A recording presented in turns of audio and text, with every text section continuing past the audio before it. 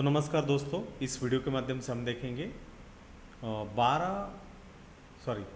13 नवंबर के दिन के लिए क्या वहाँ पे ट्रेंड निफ्टी 50 तथा सेंसेक्स के एक्सपायरी दोनों की एक्सपायरी वहाँ पे है, उसमें हो सकती है वो यहाँ पे देखने की कोशिश करेंगे। तो ओवरऑल निफ्टी 50 में यहाँ पे एक जनरली गैप क्रिएट हुआ, गैप के बाद एक पुल बैक हुआ और लगभग प्रीवियस 12 नवंबर के मुकाबले 13 नवंबर के दिन यहाँ पे 324 पॉइंट से जो है निफ्टी निगेटिव क्लोजिंग करने में यहाँ पे सक्सेसफुल हुआ है। ओवरऑल हम बात करें तो बियर्स के पक्ष में जो है प्राइस एक्शन जाती हुई डेली टाइम फ्रेम के हिसाब से हमें बनती हुई दिख रही है। रेंज की बात करें तो 23,822.45 पर ओपन हो जाने के बाद जो हाई हुआ वो 873.60 का हुआ और उसके बाद सेलिंग करते हुए जो इंट्राडे लो हुआ वो 509 हो जाने के बाद 559 के अराउंड जो है क्लोजिंग निफ्टी 50 ने यहाँ पे इंट्राडे स्केल पर हमें यहाँ पे करते हुए दिखी है। तो एज ऑफ नाउ ये तो चीज़ हुई है, बट लेफ्ट हैंड साइड में हम यहाँ पे जाके देखें तो यहाँ पे एक सेल ऑफ हो जाने के बाद एक सपोर्टिंग लाइन जो है वो क्रिएट हुई थी और वो जो सपोर्टिंग लाइन यहाँ पे है वो ऑलमोस्ट 3 जून जो कि प्री इलेक्शन का रिजल्ट वाले दिन का हाई था, जो कि 23,322 वाला हाई था और उसी के अराउंड जो है यहाँ पे एक सेक्शन जो है वो क्रिएट होता दिख रहा है। एंड जनरली यहाँ पे टेक्निकल एनालिसिस में कहा जाता है कि गैप जो है वो फिलअप हो जाते हैं, तो उस वजह से कल के दिन में 23,377 से 23,322 वाला सेक्शन जो है बहुत ही इंपॉर्टेंट रोल प्ले करेगा। As of now market 21 EMA के नीचे जो है डाउन ट्रेंड में ट्रेड कर रहा है, बट यहाँ पे एक ये भी चीज़ है कि मार्केट सीधा तरीके से नीचे नहीं जाएगा, थोड़ा बहुत पुल बैक सपोर्ट जो है वो क्रिएट करेगा और उस केस में सपोर्ट का जो काम वहाँ पे करता हुआ दिख सकता है वो 30,322 से 30,377 वाला end of the day closing वाला सेक्शन जो है वो बहुत ही महत्वपूर्ण रोल एक्सपायरी निफ्टी 50 के दिन हमें 14 नवंबर के दिन जो है वो करता हुआ यहाँ पे देखने को मिल सकता है। ये तो हुआ डेली टाइम फ्रेम का आगाज। यदि हम 30 मिनट टाइम फ्रेम में जाके यहाँ पे देखें तो अल्टीमेटली एक स्विंग हाई जो क्रिएट हुए हैं सीरीज ऑफ सीक्वेंसेस में, जो फर्स्ट स्विंग हाई था वो 24,340 के अराउंड था। उसके ऊपर यदि हम देखें तो एक कंसोलिडेशन वाला पैच था जो कि 24,490 के अराउंड था और ये से ही स्विंग लो के नीचे मतलब 23,844 आप देखोगे तो बहुत सारे दिनों से 23,700 वाला या 850 वाला सेक्शन जो ब्रेकडाउन नहीं हो रहा था। डिसिसिव ब्रेकडाउन जो है यहाँ पे क्रिएट होता हुआ दिखा है। अब साइकोलॉजी की हम यहाँ पे बात करें तो जैसे ही मार्केट 23,892 के नीचे यहाँ पे निकल नहीं रहा था, लगभग 6 से 7 ट्रेडिंग सेशन हुआ है, तो यहाँ पे इस इंट्राडे कैंडल्स को देखते हुए हर किसी का मन में क्या यहाँ पे चीज़ होगा, यही होगा कि यहाँ पे शॉर्ट कर जाए। बट अल्टीमेटली प्राइस एक्शन के हिसाब से मार्केट जब फॉल करना शुरू वहाँ पे कर जाता है, लोअर हाई बनाता है, तो उसके बाद वो एक पुल बैक वाला चीज़ आता है। तो यहाँ पे आपसे ये होना नहीं चाहिए कि आपने यहाँ पे लो पे एंट्री कर दिया और वहाँ से एक पुल बैक हो गया, क्योंकि जनरली यहाँ पे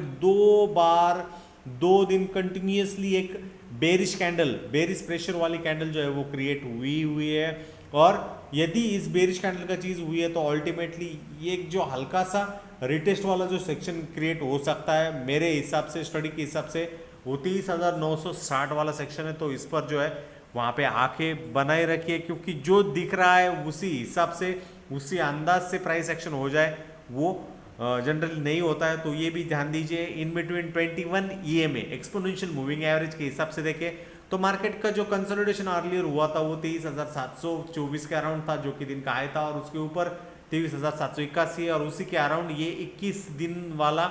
EMA एक्सपोनेंशियल मूविंग एवरेज जो है वहाँ पे ही आ रहा है। तो उस पर भी वहाँ पे नजर गड़ाई रखिए, क्योंकि यदि ये चीज़ आ रहा है, 2 तरीके के शब्द जो है आप वहाँ पे देखे होंगे कि सेल ऑन राइज, तो सेल ऑन राइज जो है ट्रेंड के हिसाब से, और उस सेल ऑन राइज में बियर्स क्या कर जाते हैं क्योंकि वो क्वालिटी वैल्यू के लिए, क्वालिटी प्राइस के लिए जो है वहाँ पे वेट ऑन कर जाते हैं। तो ये सेल ऑन राइज वाला चीज़ है। मार्केट यदि नीचे जा रहा है तो वहाँ पे शॉर्ट करने में कोई हड़बड़ाहट नहीं करनी है, जल्दबाजी नहीं करनी है, प्रॉपर लेवल टू लेवल वाला सेक्शन जो है वो देखना जरूरी है। क्योंकि मार्केट में 90% टू 91% वाले ट्रेडर्स क्यों लॉस कर रहे हैं, क्योंकि वो मनगढ़ंत वैल्यूज पे जो है एंट्री कर रहे हैं, उनका प्लान वहाँ पे क्रिएट नहीं कर रहे हैं और उस प्लान के हिसाब से ये वाला सेक्शन जो है बियर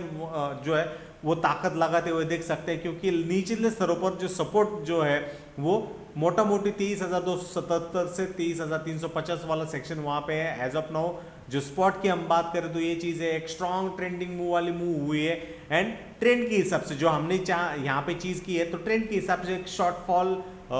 शॉर्ट टाइम में जो है रिकवरी वहाँ पे होनी चाहिए और उसके बाद एक अच्छा खासा कंटिन्यूशन होना चाहिए। दूसरी बात जो मैं आपके साथ यहाँ पे कहना चाहूँगा, आप यदि हायर टाइम फ्रेम के साथ, यदि हम आवरली टाइम फ्रेम में पिछले कुछ दिनों का प्राइस एक्शन यहाँ पे देखें तो आपको पता चल जाएगा।